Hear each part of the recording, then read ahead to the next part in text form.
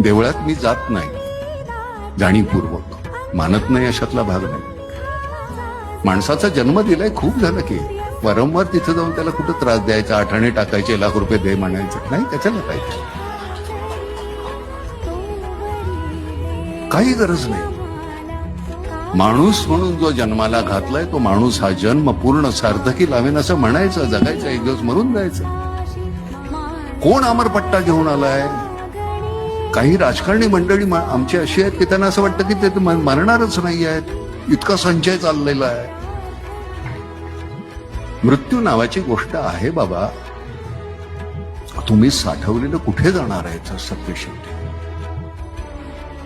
एवढंच लागतं, तेवढंच पुरेसं आहे. नेहमी मी म्हणतो की ओंजळीभर आपल्याला पुरतं, सांडण्या अगोदर देऊन टाका, नाही तर मातीत जाणार आहे.